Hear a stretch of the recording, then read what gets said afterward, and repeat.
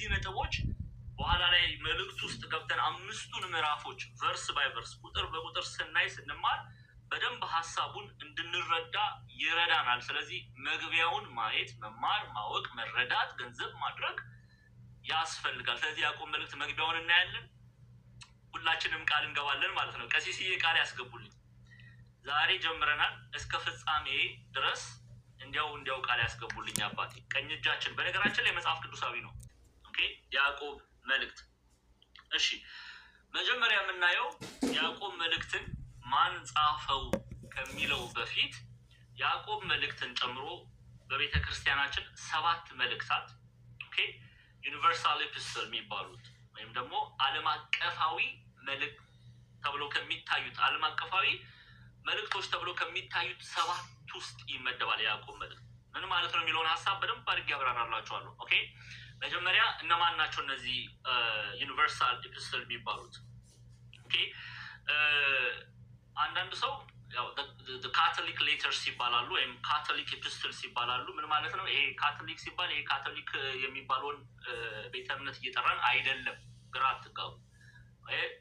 ጀስት ተርሙ እንደዛ ተብሎ ይታወቃል በብዙ ሊቃውንት ዘንድ። ግን ምን ማለት ነው? ካቶሊክ ማለት ዩኒቨርሳል ማለት ነው፣ ዓለም አቀፋዊ ማለት ነው። ኦኬ ዩኒቨርሳል ወይም ዓለም አቀፋዊ መልእክታት ተብሎ ይጠራሉ። ለምሳሌ የያዕቆብ መልእክት ዓለም አቀፋዊ መልእክት ተብሎ ይጠራል። አንደኛና ሁለተኛ ጴጥሮስ ዓለም አቀፋዊ መልእክት ተብሎ ይጠራል። አንደኛ፣ ሁለተኛ፣ ሶስተኛ የዮሐንስ መልእክት ዓለም አቀፋዊ መልእክት ተብሎ ይጠራል። የይሁዳ መልእክት አስተምሬያለሁ፣ መጽሐፍም ጽፌ ለቤተክርስቲያን አስረክቤያለሁ። በይሁዳ መልእክት ኦኬ ሃይማኖታዊ ገድል የሚል መጽሐፉን ያላገኛችሁ ባኮስ መጽሐፍ መደብር ታገኙታላችሁ። እያንዳንዱን የይሁዳ መልእክት ላይ የተገለጡትን ቨርሶች ሂስቶሪካሊ ባክግራውንዱን ሳይቀር አስቀምጬላችኋለሁ። መማር ማወቅ እውቀትን ገንዘብ ማድረግ ለምትፈልጉ ገብታችሁ መማር ትችላላችሁ። ተምረናልም ደግሞ በዚሁ በቲክቶክ ድህረ ገጽ ላይ። ስለዚህ 7ቱ መልእክታት ዩኒቨርሳል ወይም ደግሞ ዓለም አቀፋዊ መልእክት እየተባሉ ይጠራሉ። እነዚህ ዓለም አቀፋዊ ለምንድን ነው ዓለም አቀፋዊ መልእክት የተባሉት? ኢትዮጵያውያን ሊቃውንትም ግብፃውያን መተርጉማንም ሲናገሩ ዓለም አቀፋዊ መልእክት የተባሉ ለምሳሌ ያዕቆብ ዛሬ የምንማረው አንደኛ፣ ሁለተኛ ጴጥሮስ፣ አንደኛ፣ ሁለተኛ፣ ሶስተኛ ዮሐንስ መልእክት፣ የይሁዳ መልእክት፣ እነዚህ ዓለም አቀፋዊ መልእክት የተባሉት መልእክቱ ለአንድ ቦታ ወይም ለአንድ ከተማ ወይም ለተወሰኑ ቦታዎች የተጻፈ ብቻ አይደለም፣ ለብዙ ሰዎች መልእክቱ ለምሳሌ ዩኒቨርሳል ዓለም አቀፋዊ መልእክት ነው ስንል ለምሳሌ ያዕቆብ መልእክት ለእስራኤል በክርስቶስ ኢየሱስ ለሚያምኑ ለእስራኤላውያን ብቻ ሪመምበር ዘ ወርድ ብቻ በደንብ አድርጋችሁ ስሙኝ ጎበዞች፣ ብቻ የተጻፈ አይደለም። በሰሜን፣ በደቡብ፣ በምስራቅ፣ በምዕራብ ላለችው የክርስቶስ ኢየሱስ ቤተክርስቲያን የተጻፈ መልእክት ነው ሙሉ መልእክቱ። ለዛ ለምሳሌ ቅዱስ ጳውሎስ 14 መልእክት ጽፏል። አንዳንዶች 13 ይላሉ። የኢትዮጵያ ኦርቶዶክስ ተዋሕዶ ቤተክርስቲያንን ጨምሮ ግብፃውያን መተርጉማንን ጨምሮ ምስራቃውያን የቤተክርስቲያን አባቶችን ጨምሮ 14 መልእክት እንደጻፈ ይታመናል። ለምሳሌ አንዱን መልእክት ምስል ለእናንተ ሀሳቡ እንድትረዱ ወደ ኤፌሶን የተላከ መልእክት አለ። ኤፌሶን ዳይሬክት ኮሜንታሪው በስተ ምዕራብ በኩል ኤዥያ ማይነር ቱርክ ማለት ነው። ዛሬ ኤዥያ ማይነር ላይ ለምትገኘው ኤፌሶን ተብላ ለምትጠራ በዛ ላሉ ክርስቲያኖች የተጻፈ መልእክት ነው የኤፌሶን መልእክት። ለምሳሌ ኦኬ መንፈሳዊ ትርጉሙ ለሁሉም ሰው የተጻፈ ነው። ግን ሐዋርያው ቅዱስ ጳውሎስ ሲጽፍ ዳይሬክት የሆነው ቀጥተኛው ኮሜንታሪው ለኤፌሶናውያን ነው። ኦኬ ቱርክ ማለት ነው። እነዚህ 7ቱ መልእክታት ግን ለሁሉም የተጻፈ ነው። ሁሉንም ዳይሬክትሊ ጋይስ ይኸው ሰይጣን ገና ከጅማሬው ፈተና እንቀጥል፣ ችግር የለም። ዳይሬክትሊ የተላከው በደንብ አድርጋችሁ ስሙ። ኤፌሶንስ እና ለኤፌሶናውያን ነው። ለኤፌሶናውያን ነው። በዛው መጠን ማለት ነው። በዛው መጠን ለምሳሌ ያዕቆብን ስትመለከቱ ያዕቆብ ለሁሉም ዓለም አቀፋዊ የሆነ መልእክት ነው። ለሁሉም የተጻፈ መልእክት ነው። ለሁሉም በክርስቶስ ክርስቲያን ኦኬ ተብለው ለሚጠሩ ክርስቲያኖች በሐዋርያት ትምህርት ለታነጹ ክርስቲያኖች የተላከ መልእክት ነው። ይሄን ልናቅና ልንረዳ ያስፈልጋል። ስለዚህ ዩኒቨርሳል ሌተርስ ከሚባሉት ውስጥ ይመደባል። አሁን ጥያቄ ራሴን በራሴ ልጠይቅና የምትጠይቁት ጥያቄ ስላለ ስለማቅ ነው አሁን የምላችሁ።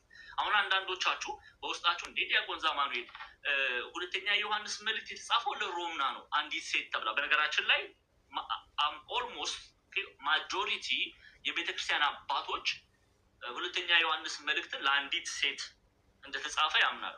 ኦኬ ለአንዲት ሴት አንዳንዶች አሉ ሴት የተባለችው በአንቀጽ ቤተክርስቲያንን ለመጥራት ነው የሚል ሀሳብ የሚናገሩ ግን አብዛኞች የኢትዮጵያ ኦርቶዶክስ ተዋሕዶ ቤተክርስቲያንን ጨምሮ ቄስ ቴዎድሮስ ማላቲ ፋዘር ቴዎድሮስ ማላቲ የግብጽ ቤተክርስቲያን ኮሜንታሪን ብታዩት እንደ ሰከንድ ጃን መልእክታቸው ላይ ሌሎችም የቤተክርስቲያን አባቶች ኤንሸንት የመጀመሪያው አንደኛ ሁለተኛ ሶስተኛ መቶ ክፍለ ዘመን ላይ የተነሱ አባቶችን እንኳን ብትመለከቱ ሁለተኛ ዮሐንስ መልእክትን አብዛኞቹ የሚሰጡት ለአንዲት ሴት ነው።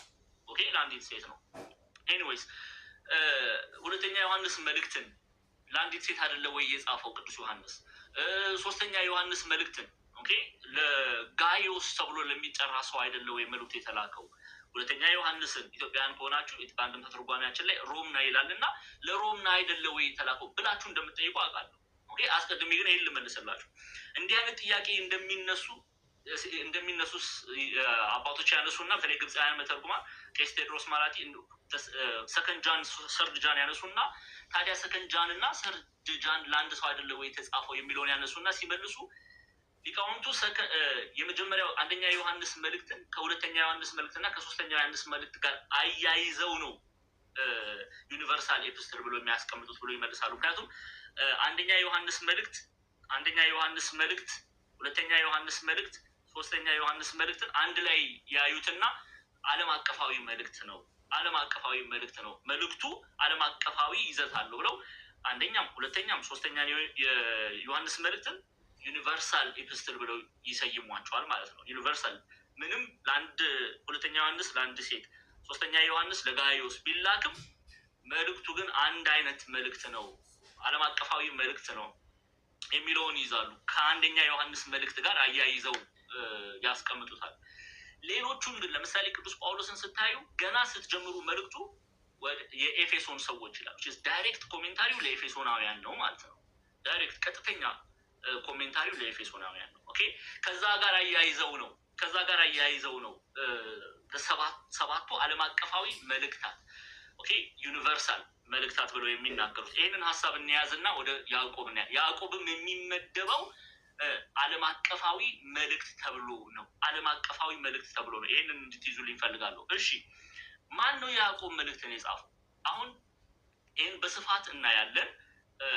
የመጀመሪያውን ስንመለከት አንደኛ የያዕቆብ መልእክትን የጻፈው ማን ነው? የኢትዮጵያ ኦርቶዶክስ ተዋሕዶ ቤተክርስቲያን በአንድምታ ትርጓሜያችን ላይ ይህንን የጌታችን ወንድም ሐዋርያው ያዕቆብ የጻፋት ክታብ ደረሰች፣ ተፈጸመች ይላሉ። ያዕቆብ መልእክትን የጻፈው ማን ነው? የጌታ ወንድም ተብሎ የተጠራው እንደሆነ የኢትዮጵያን ሊቃውንት ሳያሻማ ግልጽ አድርገው በአንድምታ ትርጓሜ ካያችሁት የያዕቆብ መልእክት የቤተክርስቲያናችን አንድምታ ትርጓሜ ካያችሁት የጌታ ወንድም ብሎ ያስቀምጡታል።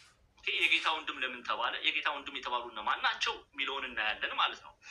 እሱን እንመልከት። ከዛ በፊት ግን የያዕቆብ ተብሎ የተጠሩ በመጽሐፍ ቅዱስ ላይ አሉ ወይ? ካሉስ በሐዲስ ኪዳን ወደ ብሉይ ኪዳን አንሄድም። ሐዲስ ኪዳን ላይ ያዕቆብ ተብለው የተጠሩ እነማን ናቸው የሚለውን እንመለከታለን። ከዛ በፊት የጌታ ወንድም ተብሎ የተጠሩ እነማን ናቸው የሚለውን እህታችን ቴና ዝግሬ የክርስቶስ እስረኛ ማቴዎስ 13 እና ማርቆስ 6 ቁጥር 3 ማቴዎስ 13ን ትከፍትልኛለች ቁጥር 55 ቴናዬ ከማቴዎስን ጀምር። ሲናፕቲክ ጋስፐል ብለን ነው የምናያቸው። ማቴዎስ፣ ማርቆስ፣ ሉቃስ ሲናፕቲክ ጋስፐል ወይም አብረው የሚታዩ ተብለው ይነበባሉ። አንድ አይነት መልእክቶችን ተመሳሳይ መልእክቶችን በውስጣቸው ስላቅፉ ማለት ነው። በዚሁ አጋጣሚ የማቴዎስ ወንጌል ምዕራፍ 13 ቁጥር 55 ላይ ክፈሽልኝ ቴናዬ። የጌታ ወንድም የተባሉ እነማን ናቸው? የጌታ ወንድም የተባሉበት ምክንያትስ ምንድን ነው የሚለውን እናያለን። እሺ ቴናዬ ማቴዎስ 13:55 የማቴዎስ ወንጌል የመጀመሪያው የአዲስ ኪዳን መጽሐፍ ማቴዎስ ወንጌል ምዕራፍ 13 ቁጥር 55 ክፈችልኝ በደንብ አድርጋችሁ ስሙ። ቴና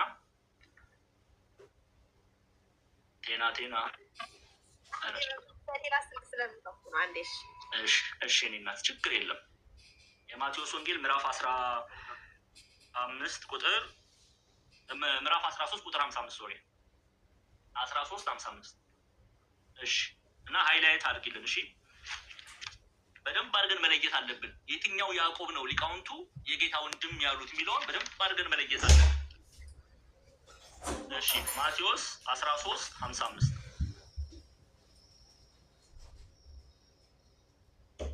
አልሰራም ብሎሽ ነው ስልኩ? እሺ ችግር የለም። ቴክ ዩር ታይም። ለሌላ ጊዜ ወይ ሀንዬ ወይ ትትና ወይ ዲያቆኔ ተጠባባቂ እናደርጋቸዋለን ተቀያሪ። እሺ ይልን እሺ፣ በደንብ እንዲረዱት በደንብ እንዲያዩት ስለምፈልግ ነው። አዎ ይህ የጸራቢ ልጅ አይደለምን? እናቱስ ማርያም ትባል የለምን? ወንድሞቹስ ብለው ያዕቆብና ዮሳ፣ ስምዖን፣ ይሁዳ አይደሉምን የሚል ቃል አለ። ኦኬ ማቴዎስን ብቻ እናንብበው ችግር የለም። ማርቆስ 6 ላይም ቁጥር 3 ጀምራችሁ ብታዩ ተመሳሳይ ሀሳብ ነው የምታገኙት። ማቴዎስን ይዘን እንቀጥል። ይህ የጸራቢው ልጅ አይደለምን? እናቱስ ማርያም ትባል የለምን?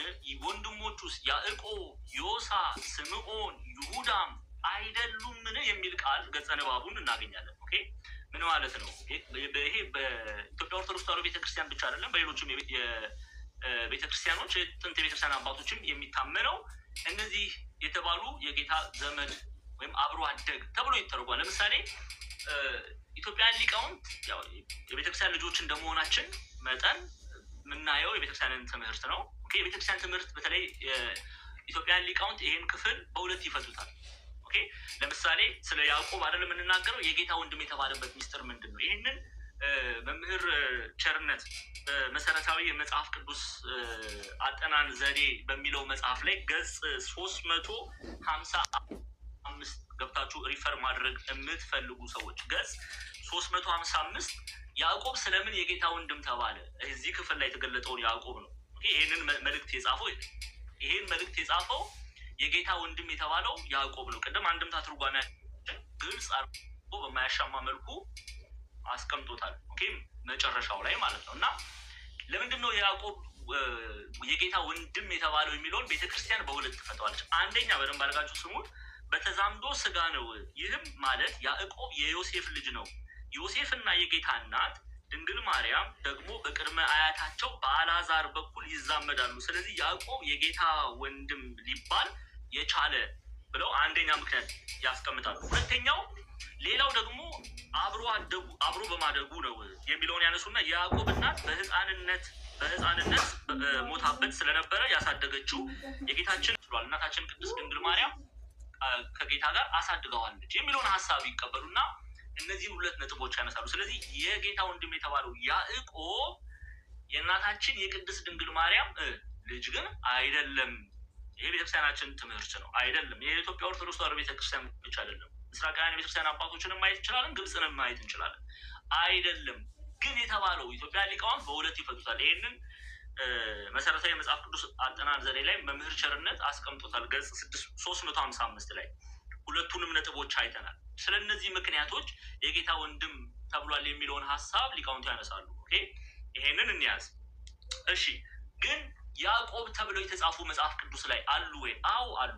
እያንዳንዳቸውን እንመለከታለን። ኦኬ የሚገርማችሁ ነገር አንዳንዶች 3 ያዕቆብ ተብለው የሚጠሩ አሉ የሚሉ አሉ። አንዳንዶች 4፣ አንዳንዶች 5 ብለው የሚያስቀምጡ አሉ።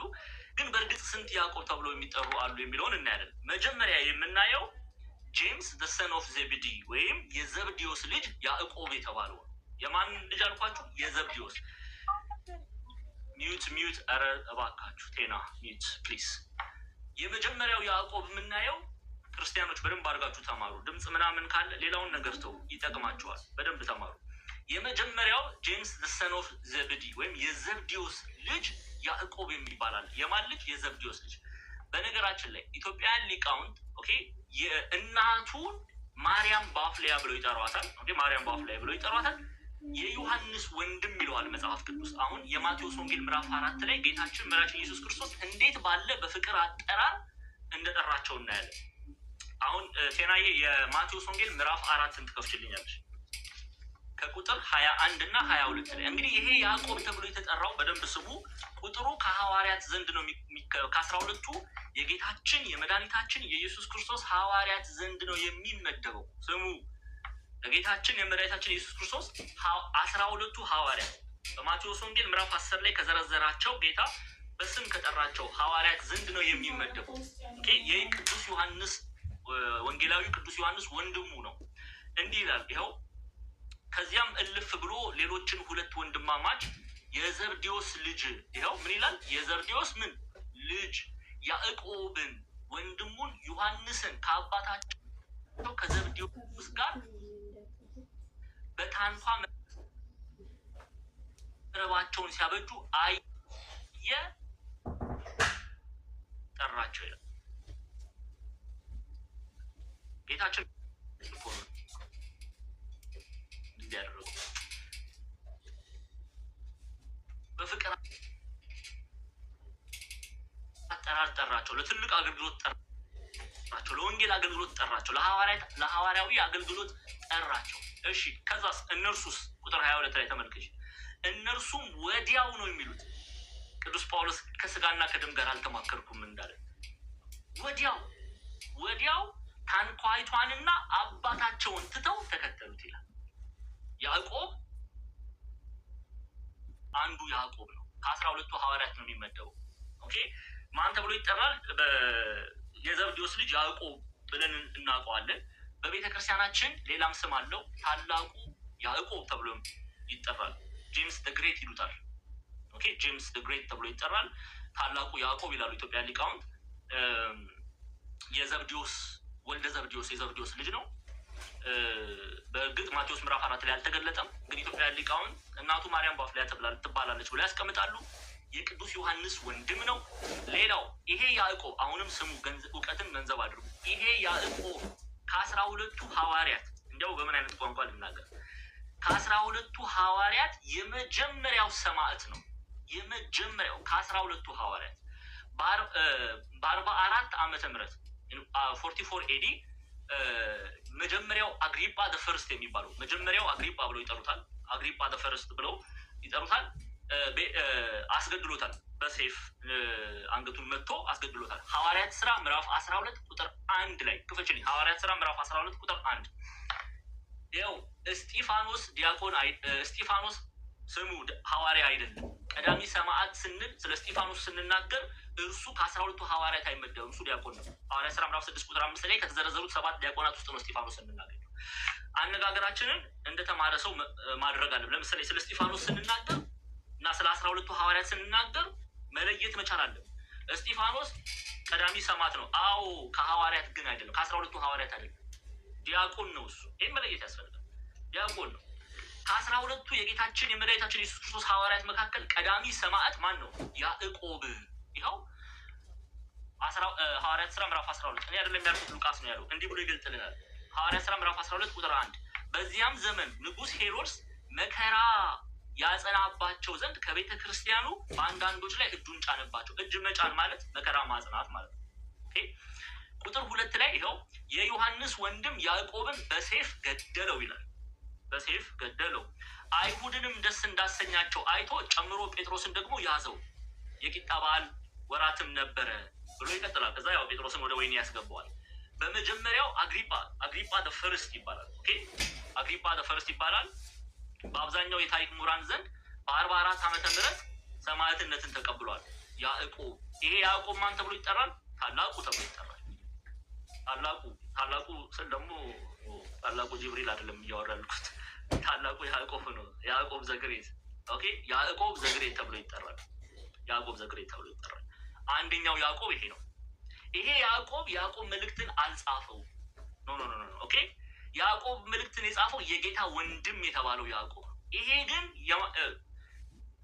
የማን በመንፈሳዊ ትርጉም የጌታ ወንድም ነው። ኦኬ የጌታ ወንድም ነው ስንል እኛም ሁላችንም ወንድሞቹ ተብሎ ሊጠራ አላፈረም ይላል እግዚአብሔር ቃል። ስለዚህ በዛ እይታ አይደለም የምናየው። ግን የቅዱስ ዮሐንስ ወንድም ነው። ይሄ የቅዱስ ዮሐንስ ወንድም ተብሎ ይጠራል። ወልደ ዘብዴዎስ ነው፣ አባቱ ዘብዴዎስ ተብሎ ይጠራል። እናቱ ኢትዮጵያ ሊቃውንት እንደሚናገሩት ማርያም ባውፍሊያ ይላሉ።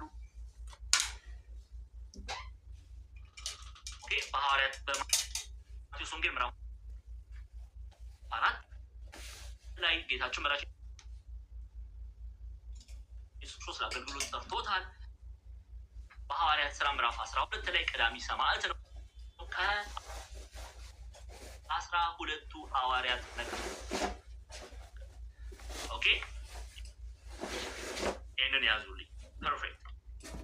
እሺ ታዲያ ይሄ ያዕቆብ ነው ወይ የጻፈው? አይደለም። ይሄ ያዕቆብ አይደለም። ያዕቆብ ማለት ነው የጻፈው። ማን ነው የጻፈው? እናያለን። እየመጣ እያንዳንዱን በደንብ አድርገን እናያለን። እሺ ሁለተኛ ያዕቆብ ተብሎ የተጠራው ጄምስ ዘ ሰን ኦፍ አልፋየስ የሚሉት አለ፣ ወይም የእልፊዮስ ልጅ ያዕቆብ ይባላል። ይህንን ለማየት ቴናዬ የማቴዎስ ወንጌል ምዕራፍ 10 ቁጥር 3 ክፈችልኝ። ማቴዎስ 10:3 የማቴዎስ ወንጌል ምዕራፍ 10 ቁጥር 3 ከ12ቱ ሐዋርያት መካከል አስቀድመን ማንን አይተናል?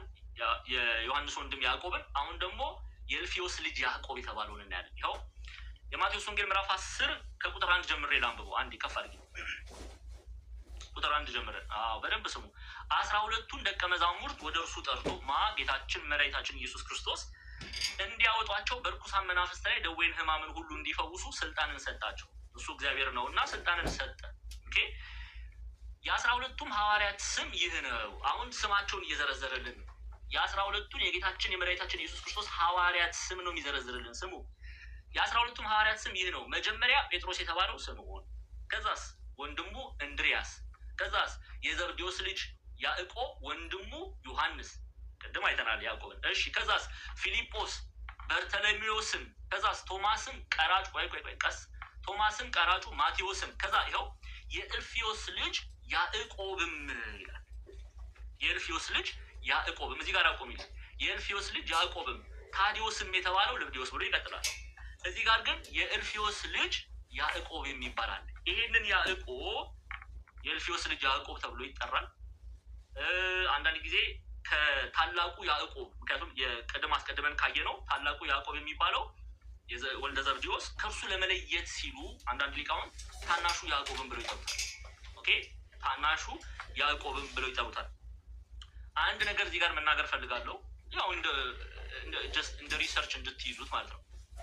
አንዳንድ ብዙ አይደሉም፣ አንዳንድ ሊቃውንት ግን ምናልባት ይሄ የጌታ ወንድም የተባለው ያዕቆብ ይሆንን ብለው ጥናት የሚያደርጉ እንዳሉ ቄስ ቴዎድሮስ ማላቲ በፓትሪስቲክ ኮሜንታሪያቸው ላይ አስቀምጠዋል። ነው ማለት አይደለም፣ ግን አንዳንድ ውስጥ ሪሰርች የሚያደርጉ አሉ። ሊሆን ይችላልን ብለው ጥያቄ የሚጠይቁ አሉ። ወደዛ መሄድ አይጠበቅብንም። ግን ሁለተኛው ያዕቆብ የእልፊዮስ ልጅ ያዕቆብ የተባለው ወይም ደግሞ ታናሹ ያዕቆብ ተብሎ የሚጠራ ከ12ቱ ሐዋርያት የሚመደብ እንዳለ ልናቅ ልንረዳ ያስፈልጋል። ይህንን እንድንይዘው አደራ። እሺ ሶስተኛ የሉቃስ ወንጌል ምዕራፍ 6 ቁጥር 16 ክፈችልኝ ቴና። የሉቃስ ወንጌል ምዕራፍ 6 ቁጥር 16 ይሄ ደግሞ የያዕቆብ ልጅ ይሁዳ ተብሎ የሚጠራ ደግሞ ሌላ አለ። የያዕቆብ ልጅ ይሁዳ ተብሎ 6:16 እና የያዕቆብ ልጅ ይሁዳ ብሎ ይፈቱታል። የያዕቆብ ይሁዳም አሳልፎ የሰጠው የአስቆሮቱ ይሁዳ ናቸው ያለ። የአስቆሮቱ ይሁዳ እና የያዕቆብ ልጅ ይሁዳ ተብሎ የተጠራው አንድ አይነት አይደሉም። በዚህ አጋጣሚ ይህንንም ማወቅ መረዳት ስለምናስፈልግ፣ በሶስተኛ ደረጃ ያዕቆብ ተብሎ የተጠራው የያዕቆብ ልጅ ይሁዳ አባቱ ማን ነው ማለት ነው? ይሁዳ የያዕቆብ ልጅ ይሁዳም ለመለየት ሲባል የያዕቆብ ልጅ ይሁዳም አሳልፎ የሰጠውም የአስቆሮቱ ይሁዳ ናቸው የሚል ክፍል አለ። ይህንን ብዙ ሐዋርያት ሥራ ምዕራፍ 1 ቁጥር 13 ላይም ተጠቅሶ እናያለን። አንዴ ሐዋርያት ሥራ ምዕራፍ 1 ቁጥር 13 ክፈችልኝ ቴናዬ። ሐዋርያት ሥራ ምዕራፍ 1 ላይም እናገኘዋለን። እሺ አይሰማም የምትሉ ሰዎች 3 ቁጥር 13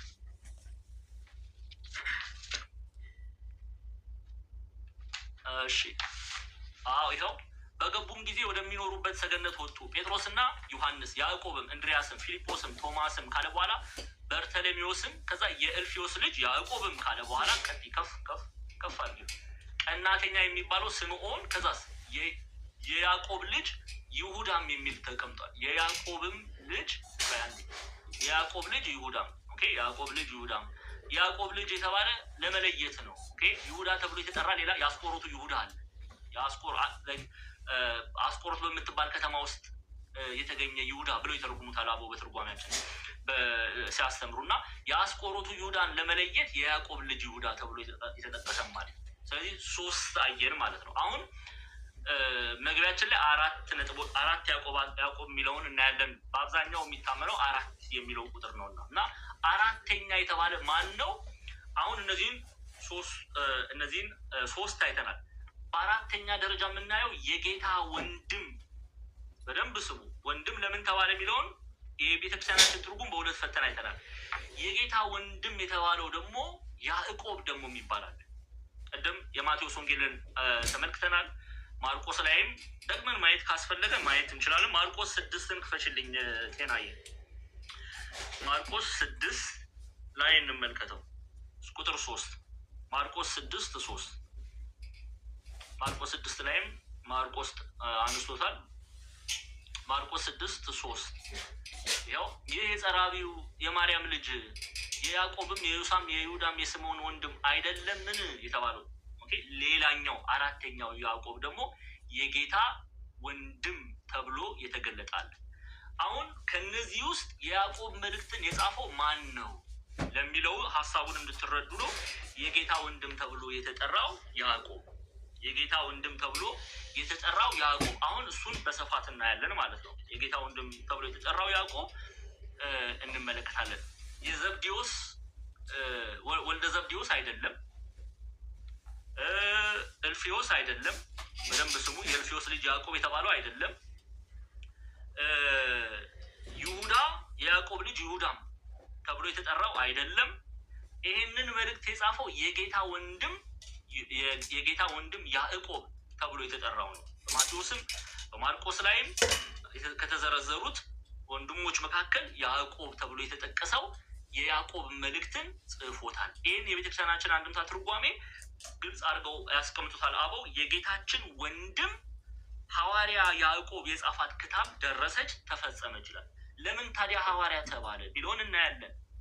ኦኬ ለምን ሐዋርያ ተባለ የሚለውን ሐሳብ እናየዋለን።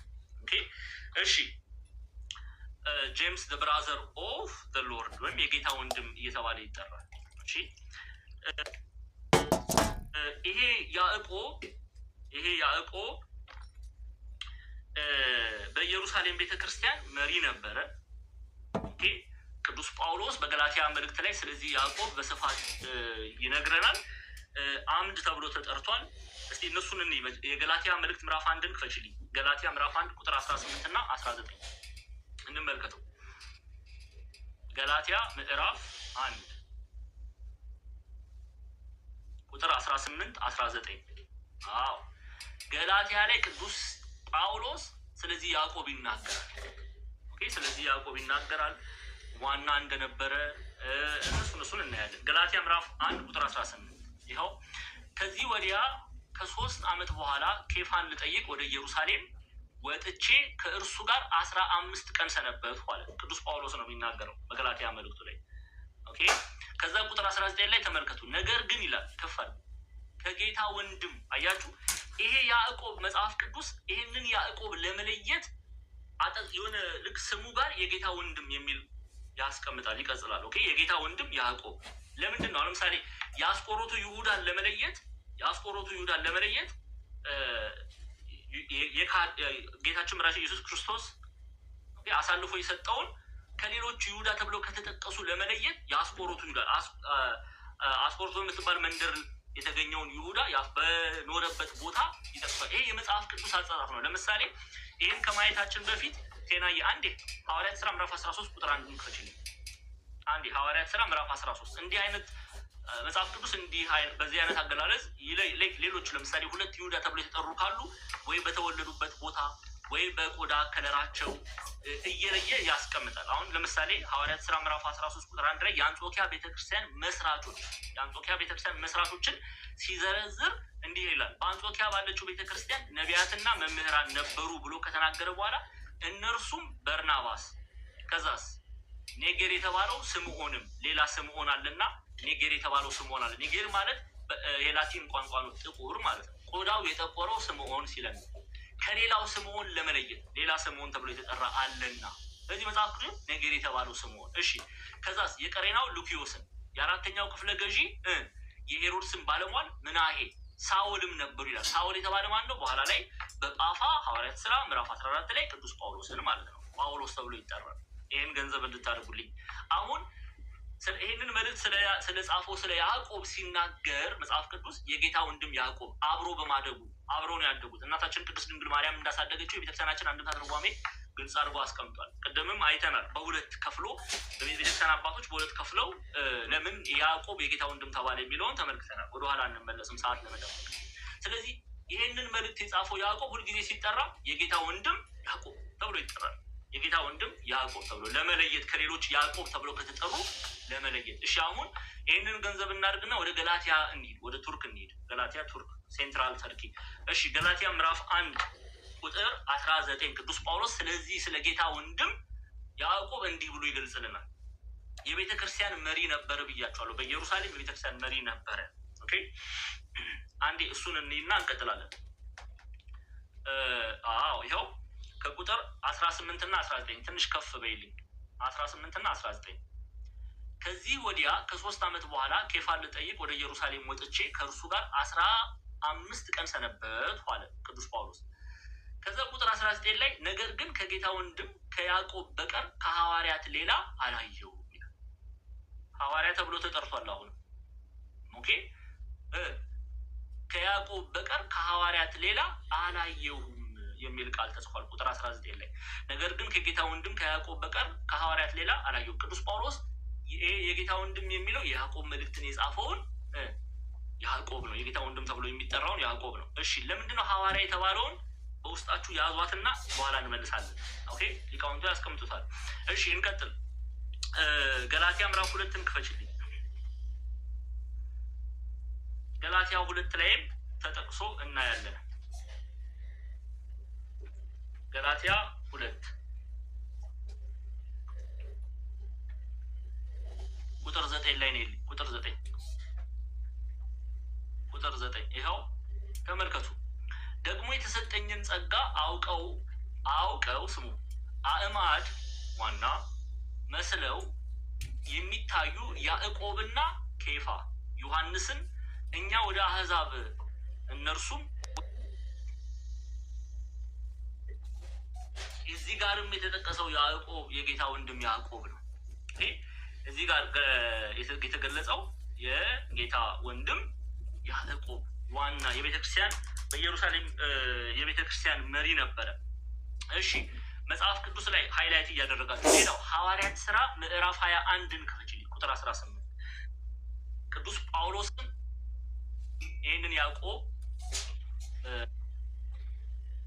አግኝቶታል። መጨረሻ ቅዱስ ጳውሎስ ሮም ሄዶ ቄሳር ኔሮ ቄሳርን ከማግኘቱ በፊት ለመጨረሻ ጊዜ ኢየሩሳሌም ሲገባ ይህንን ያዕቆብ አግኝቶታል። የኢየሩሳሌም መሪ ነበረና የቤተክርስቲያን መሪ ነበረና ሐዋርያት ሥራ ምዕራፍ 21 ቁጥር 18 ቶሎ በይልኝ ጤና ጎበዝ እግዚአብሔር ይባርክሽ። እሺ ተመልከቱ አሁን ደግሞ ምን ብሎ እንደሚጠራው ይኸው በነገውም ጳውሎስ ከኛ ጋር ወደ ያዕቆብ ዘንድ ገባ፣ ሽማግሌዎችም ሁሉ መጡ ይላል። ሽማግሌዎች የሚለው የቤተክርስቲያናችን አንድምታ ትርጓሜ በሐዋርያት ሥራ ትርጉም ላይ ሽማግሌዎች የሚለውን በምዕመናን ላይ የተሾሙ በምዕመናን ላይ መሾማቸው ምን ነው የሚገልጸው? አገልጋይ መሆናቸውን ነው። በነገራችን ላይ ራሱ ቅዱስ ዮሐንስ በሁለተኛ ዮሐንስ መልእክት በሶስተኛ ዮሐንስ መልእክት ራሱን ሽማግሌ እያለ ይጠራል። ስለ ሁለት ነገር ይላሉ አቡ። አንደኛ አገልጋይ መሆኑን አንድምታ ትርጓሜውን ብታዩት ከኔ ከቄሱ የተላከች ክታብ ይላል፣ አገልጋይ መሆኑን ለመግለጽ። ሁለተኛ ደግሞ ሽማግሌ ማለቱን ይላሉ በመልእክቱ ላይ እድሜው በገፋ ጊዜ መልእክቱን እንዳዘጋጀ መልእክቱን እንደጻፈ ለማጠቀስ ብለው ያስቀምጡታል። ኦኬ ስለዚህ ሽማግሌዎች የሚለው በነገውም ጳውሎስ ከኛ ጋር ወደ ያዕቆብ ዘንድ ገባ፣ ሽማግሌዎችም ሁሉ መጡ ይላል። በምዕመናን ላይ በኢየሩሳሌም ባለችው ቤተክርስቲያን ላይ ምዕመናንን ለማስተማር፣ ለመምከር፣ ለመገሰጽ የተሾሙ መሆናቸውን ለመግለጽ ነው። ቁጥር 19 ላይ ነው ይልኝ ጤናዬ ቀስ እያልሻው ሰላምታም ካቀረበላቸው በኋላ በእርሱ ማገልገል እግዚአብሔር በአሕዛብ መካከል ያደረገውን እሺ ከፍ በእያንዳንዱ ተረከላቸው ይላል። ያዕቆብ እንግዲህ የጌታ ወንድም የተባለው ያዕቆብ ነው የዚህ ክፍል ላይ ያለው እና የቤተክርስቲያን በኢየሩሳሌም ያለችው ቤተክርስቲያን መሪ እንደነበረ ይነገራል። አሁን ይሄ ያዕቆብም ከእናታችን ከቅድስት ድንግል ማርያም ጋር በጸሎት ደግሞ ይተጋ ነበር። በነገራችን ላይ ስለዚህ ያዕቆብ ኢትዮጵያ ሊቃውንትም ግብፃውያን መተርጉማንም የቤተክርስቲያን አባቶች ሲናገሩ በጣም የጸሎት ሰው ነበረ።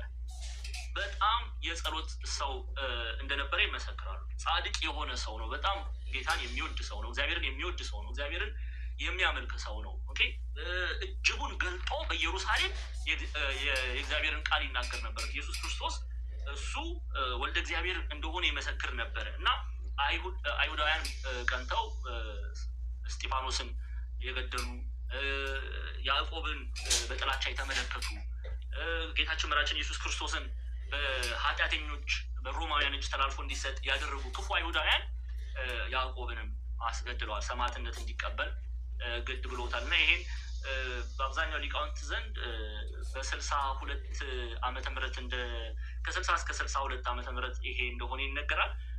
ከዚህ ጋር ተያይዞ እንደውም ዮሴፍ ወልደ ጎርዮን ይሉታል አበው። ጆሲፈስ የሚባል ታሪክ ጸሐፊ ነው፣ ሂስቶሪያን ነው እና የሚገርማችሁ ነገር በጣም የሚደንቅ ነገር ይናገራል።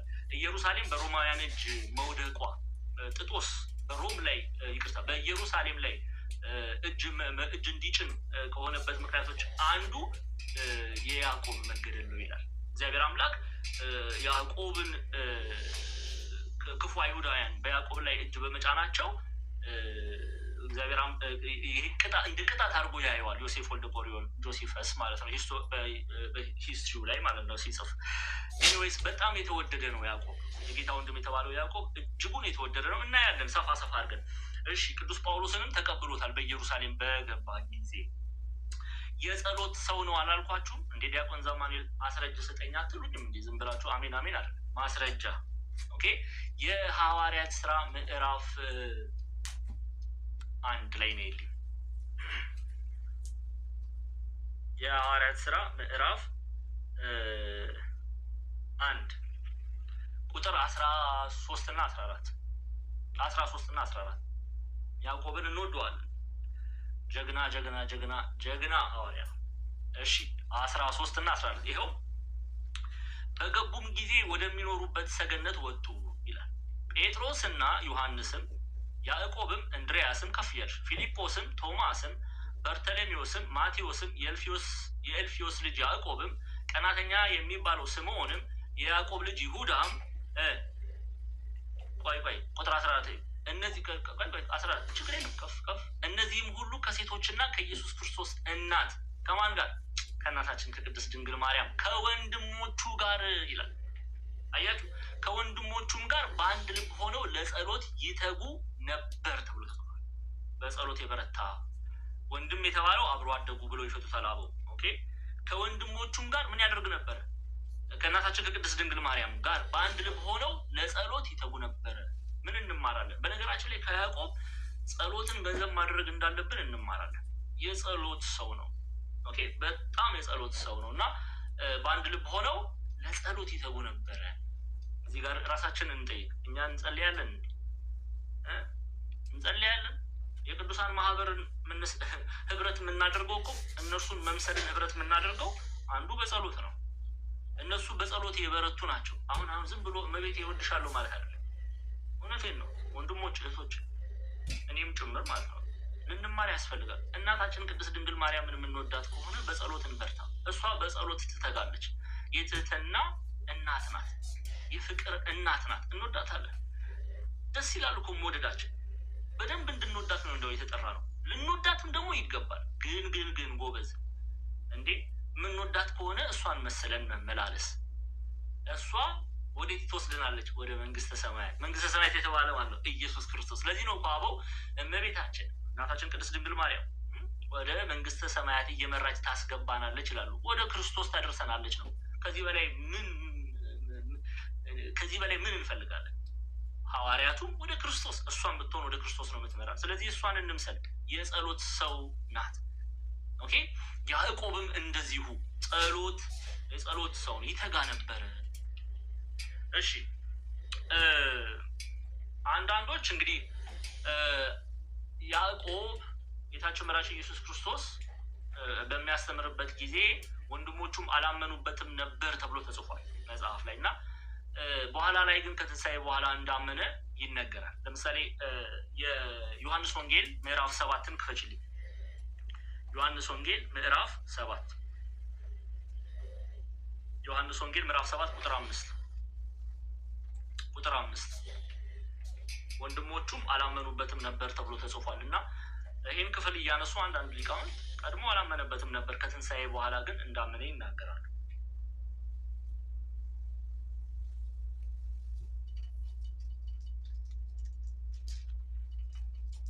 እሺ ዮሐንስ ወንጌል ምዕራፍ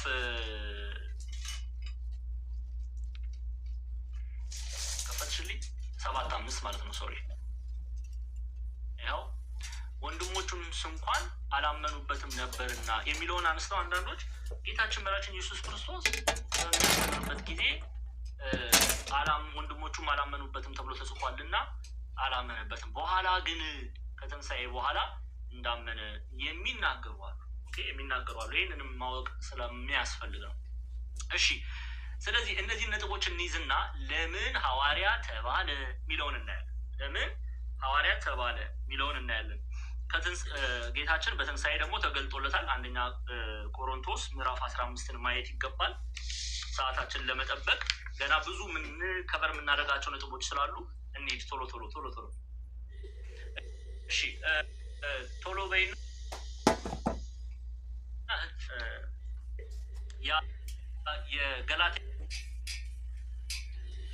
ገላትያ ምዕራፍ 2 ገላትያ ምዕራፍ 1 ቁጥር 19 ለምን ሐዋርያ ተባለ?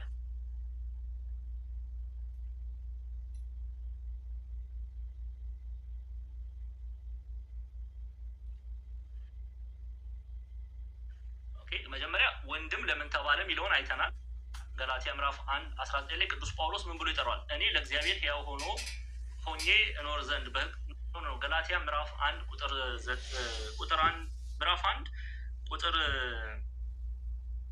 19 ሶሪ 2 ላይ ያልኩሽ ይቅርታ 1:19 አዎ ይኸው ነገር ግን ከጌታ ወንድም ከያዕቆብ በቀር ከሐዋርያት ሌላ አላየሁም ማለት የጌታ ወንድም ተብሎ የተጠራውን ሁለት አስረጅ ነግሬያቸዋለሁ። ቅድም አይተናል። ኦኬ አብሮ በማደጉ የሚለውን ሐሳብ በደንብ ተመልከቱልኝ። ወደኋላ አልመለስም፣ ያንን ስላየን ማለት ነው። የጻፋችሁ ልትኖሩ ስለምትችሉ ምንጭ ሁሉ ጠቅሼ አሳይቻችኋለሁ። ገላትያ ምዕራፍ 2 ቁጥር 9 ላይ ደግሞ ስትመጡ ሐዋርያ ተብሎ ተጠርሷል። አንድ የገላትያ ምዕራፍ 2 ቁጥር 9ን ክፈሽልኝ።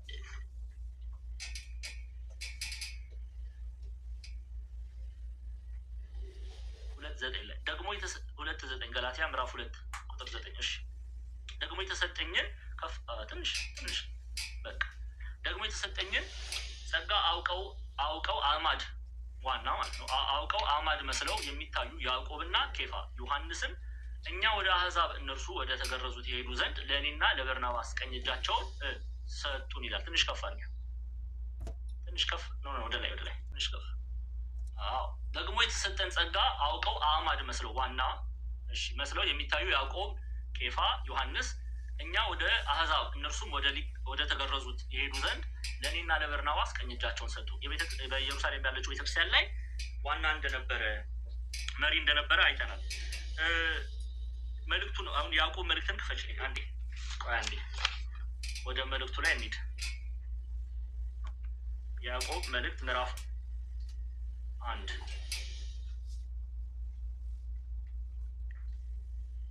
እነዚህን ካየ እሺ ሌላ ደግሞ ምን ተብሎ ተጠርቷል? ባሪያ የሚል ቃል አለ። ይኸው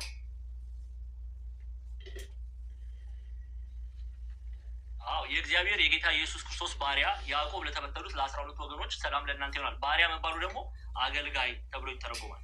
አገልጋይ ተብሎ ይተረጎማል። እሱንም ያዥልኝ። ወደ ሐዋርያት ሥራ እንሄዳለን።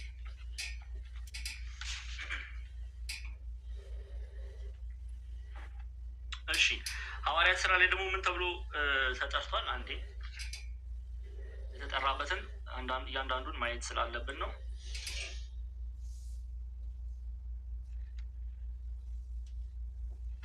እሺ ሶሪ ገላትያ ከዚህ ወዲያ ብሎ ይጀምራል።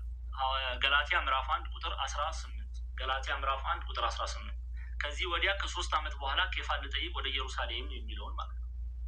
ገላትያ 1:18 አዎ ከዚህ ወዲያ ከ3 ዓመት በኋላ ኬፋን ልጠይቅ ወደ ኢየሩሳሌም ወጥቼ ከእርሱ ጋር 15 ቀን ሰነበትኩ ካለ በኋላ ነገር ግን ከጌታ ወንድም ከያዕቆብ በቀር ከሐዋርያት ሌላ አላየሁም ይላል። ከያዕቆብ በቀር ከያዕቆብ በቀር ከጌታ ወንድም። ይህንን ክፍል ነው የፈለኩት።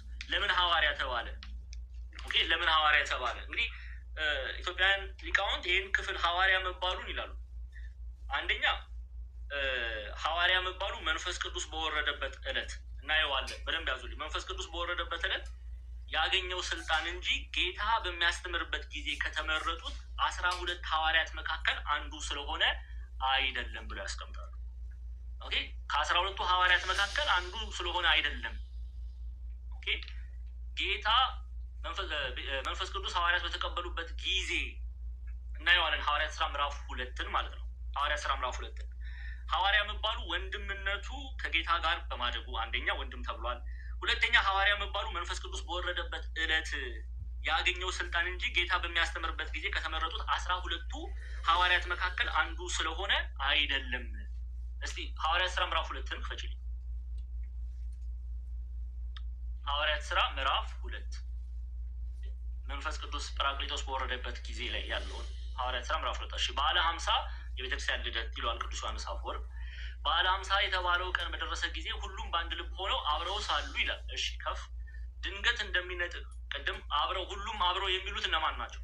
ሐዋርያቱ፣ እናታችን ቅድስት ድንግል ማርያም፣ ከዛ ላይ ወንድሞቹም ተብሎ ተጠቅሷል። አብረው ባሉበት ጊዜ ድንገት እንደሚነጥቅ አውሎ ነፋስ ከሰማይ ድምፅ መጣ፣ ተቀምጠውም የነበሩበትንም ቤት ሁሉ ሞላው። እንደ እሳትም የተከፋፈሉ ልሳኖች ታዩአቸው፣ በእያንዳንዳቸውም ላይ ተቀመጠባቸው። በሁሉም መንፈስ ቅዱስ ሞላባቸው፣ መንፈስም ይናገሩ ዘንድ እንደሰጣቸው በሌላ ልሳኖች ይናገሩ ጀመር እያለ ይቀጥላል። እና አንዳንድ ኢትዮጵያን መምህራን ይችን ክፍል ያነሱና ሐዋርያ መባሉ ከ12ቱ ሐዋርያት ስለተቆጠረ አይደለም። በሐዋርያት ሥራ ምዕራፍ 12 ላይ ቅድም እንዳየ ነው በሐዋርያት ሥራ ምዕራፍ 2 ላይ 12 ምዕራፍ 2 ላይ መንፈስ ቅዱስ በወረደ ዕለት ያገኘው ስልጣን እንጂ ጌታ በሚያስተምርበት ጊዜ ከተመረጡት 12ቱ ሐዋርያት መካከል አንዱ ስለሆነ አይደለም ብለው ያስቀምጣሉ። ኦኬ ስለዚህ የያዕቆብ መልእክትን የጻፈው በደንብ ስሙ። ቅድም አየን 4 ያዕቆብ የሚሉትን አይተናል እያንዳንዳቸው። ከዛ ውስጥ የጌታ ወንድም ተብሎ የሚጠራው ያዕቆብ ነው። የጌታ ወንድም ተብሎ የሚጠራው ያዕቆብ ነው። እሺ የመጨረሻ የምናየው የመጀመሪያውን የቤተክርስቲያን ካውንስል መርቷል። መጀመሪያውን የቤተክርስቲያን ሐዋርያት ሥራ ምዕራፍ 15 ላይ አንዴ እሱን ክፈችልኝ። አቲክ እሱን ሳናይማ አንለያይም። ሐዋርያት ሥራ ምዕራፍ 15 አዎ ሐዋርያት ሥራ ምዕራፍ 15 ከቁጥር ሙሉን እናያለን። ግን ሐዋርያት ሥራ ምዕራፍ 15 በ50 ዓመተ ምህረት ነው ይሄ የተደረገው። እሺ ያው አንዳንዶች ከይሁዳ ወረዱና እንደ ሙሴ ስርዓት ካልተገረዛችሁ ትድኑ ዘንድ አትችሉም ብለው ወንድሞችን ያስተምሩ ነበር። በእነርሱና በጳውሎስ በበርናባስ መካከል ብዙ ጥልና ክርክር በሆነ ጊዜ ስለዚህ ክርክር ጳውሎስ በርናባስ ከእነርሱ አንዳንዶች ሌሎች ሰዎች ወደ ሐዋርያት ወደ ሽማግሌዎች ወደ ኢየሩሳሌም ይወጡ ዘንድ ተቆረጠ። እሺ ከፍ እያለች ቤተክርስቲያንም በመንገድ እየረዳቸው እነርሱ የአሕዛብን መመለስ እየተረኩ በፊንቄና በሰማሪያ አለፉ። ወንድሞችም ሁሉ እጅግ ደስ አሰኟቸው ካለ በኋላ ቁጥር 4 ላይ ተመልከቱ። ወደ ኢየሩሳሌም በደረሱ ጊዜ ቤተክርስቲያን ሐዋርያት ሽማግሌ ልጆች ተቀበሏቸው። አሁን የኢየሩሳሌም ቤተክርስቲያን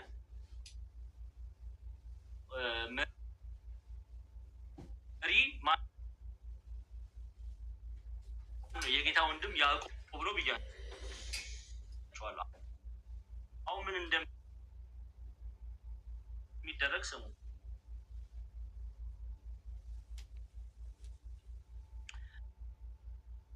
እሺ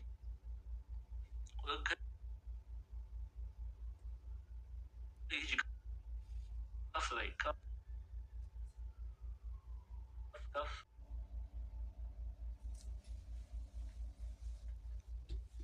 ዘንድ እናምናለን፣ ህዝቡም ሁሉ ዝም አሉ ይላል። ከዛ በርናባስ ጳውሎስም እግዚአብሔርም በእጃቸው አሕዛብ መካከል ያደረገውን ምልክትና ድንቅ ሁሉ ሲተርኩላቸው ይሰሙ ነበረ። አሁን እዚህ ጋር ያዥልኝ ቁጥር 13 ላይ እንግዲህ በግዝረት ዙሪያ ለተነሳ ክርክር አይሁዳውያን ካልሆናችሁ አትድኑም የሚል ክርክር ተነሳ በቤተክርስቲያን መካከል። ስለዚህ ለዛ መፍትሄ ጉባኤ ተዘጋጀ። ይሄ የመጀመሪያው በነገራችን ላይ በቤተክርስቲያን ታሪክ የመጀመሪያው ጉባኤ በኢየሩሳሌም ነው የተደረገው። ኤፌሶን አይደለም። ቤት ነው የተደረገው በኢየሩሳሌም። በደንብ ስሙ። ይሄኛው ደግሞ በ50 ዓመተ ምህረት ነው የተደረገው። መጽሐፍ ቅዱስ ላይ ሐዋርያት ሥራ ምዕራፍ 15 ላይ ታገኛላችሁ። ይኸው እሺ። እነርሱም ዝም ካሉ በኋላ ማን ጉባኤውን አሁን ማን ሲመራታ ያላችሁ? ያዕቆብ፣ የጌታ ወንድም የተባለ ያዕቆብ ብለው ይተረጉሙታል። እነርሱም ዝም ካሉ በኋላ ያዕቆብ እንዲህ ብሎ መለሰ፣ ወንድሞች ሆይ ስሙኛል። የኢየሩሳሌም ቤተክርስቲያን መስራች የጌታ ወንድም የተባለ ያዕቆብ እግዚአብሔር ለስሙ የሚሆንን ወገን ከአሕዛብ ይወስድ ዘንድ አስቀድሞ እንዴት እንደጎበኘን ስምዖን ተርኮልናል። ጴጥሮስን ነው ስምዖን ብሎ የሚጠራው። ከዚህም ጋር የነቢያት ቃል ይስማማል፣ እንዲህ ተብሎ እንደተጻፈ እያለ ለተነሳው አለመግባባት መፍትሄን ሲሰጥ ታያላችሁ። ለዛ ነው የመጀመሪያውን የጉባኤ በኢየሩሳሌም የተደረገውን ጉባኤ የመራው ያዕቆብ ነው። የጌታ ወንድም ያዕቆብ ስሙ ተጠቅሷል። ዛሬ እንደምታዩት የት ነው የምታገኙት ይህን ታሪክ? ሐዋርያት ሥራ ምዕራፍ 15 ላይ ሐዋርያት ሥራ ምዕራፍ 15 ላይ ሐዋርያት ሥራ ምዕራፍ 12 ላይ ነው ያዕቆብ ወልደ ዘብዴዎስ ሰማዕትነት የተቀበለው። ሐዋርያት ሥራ ምዕራፍ 15 ላይ የጌታ ወንድም የተባለው ያዕቆብ ጉባኤውን ሲመራ እናያለን። እና ይህንን ሁሉ ለምንድን ነው ይህንን ሁሉ ነገር ከቅድም ጀምረን እያየን ያለ ነው? የጌታ ወንድም ያዕቆብ የተባለውን ማን ነው የሚለውን እንድትረዱ እንድታውቁ ነው። ስለዚህ የጌታ ወንድም ያዕቆብ የያዕቆብ መልእክትን ጽፎታል። እኔ አይደለም ያልኩት፣ አንድምታ ትርጓሜያችን ነው። ቃል በቃል የያዕቆብ መልእክትን የጻፈው ማን ነው የሚለውን ሲያስቀምጡ የጌታ ወንድም ብለው ይዘውታል። የጌታ ወንድም። ስለዚህ ይሄኛው ያዕቆብ ነው አሁን መልእክቱን የጻፈልን። እሺ ይህንን ያህል ካየን ይበቃል። በቀጣይ ሁለተኛ ነጥብ የምናየው አሁን በደንብ ስሙ፣ መልእክቱ ለምን ተጻፈ፣ የያዕቆብ መልእክት ለምን ተጻፈ የሚለውን እናያለን። አንደኛ ጻፉልኝ፣ 3 ነጥቦች እናያለን። 3 ነጥቦች። አንደኛ የያዕቆብ መልእክት የተጻፈበት ምክንያት እስራኤላውያን አይሁዳውያን ክርስቲያን የሆኑ አይሁዳውያን በብዙ ፈተና ውስጥ ያልፉ ነበር።